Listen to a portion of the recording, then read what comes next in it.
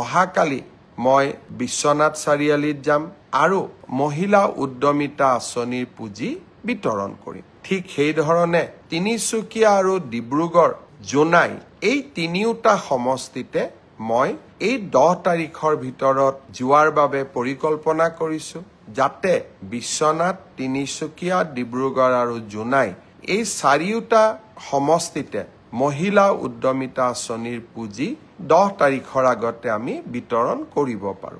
সমান্তৰালভাৱে আমি আন সমষ্টিসমূহতো এনেকৈ মহিলা উদ্যমিতা আঁচনিৰ পুঁজি বিতৰণৰ কাম হাতত ল'ম। অহা 7 তাৰিখে অৰুণোদয় তৃতীয় এই আঁচনিৰ হিতাধিকাৰীসকলৰো পুঁজি আমি হস্তান্তৰ কৰিম। বড়োলেণ্ড টেৰিটৰিয়েল এৰিয়াক বাদ দি সমগ্ৰ অসমৰ 30 লাখ অৰুণোদয় হিতাধিকাৰীয়ে 7 তাৰিখে 1250 টকাকৈ নিজৰ বেংক একাউণ্টত লাভ কৰিব। বহুদিনীয়া প্ৰতীক্ষাৰ অন্ত হ'ব।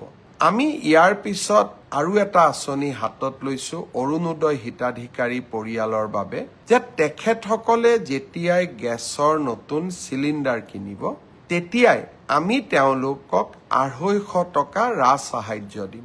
অৰুণোদয় হিতাধিকাৰীসকলক ইতিমধ্যে আমি গেছৰ কানেকশ্যনৰ নম্বৰ বিচাৰি প্ৰপত্ৰ প্ৰেৰণ কৰিছো। আপোনালোকে সেই প্ৰপত্ৰ পূৰ্ণ কৰি আমাক সোনকালে উভতাই দিয়ক। প্ৰতিশ্ৰুতি অনুসৰি অহা 1 নৱেম্বৰৰ পৰা আমাৰ ৰেচন দোকানসমূহত বিনামূলীয়া চাউলৰ লগতে দালি, নিমখ আৰু চেনিও কম মূল্যত বিতৰণ কৰা আৰম্ভ কৰিম। ইয়াৰ সমান্তৰালভাৱে মহিলা উদ্যমিতা আঁচনিৰো পুঁজি বিতৰণৰ কাম চলি আছে।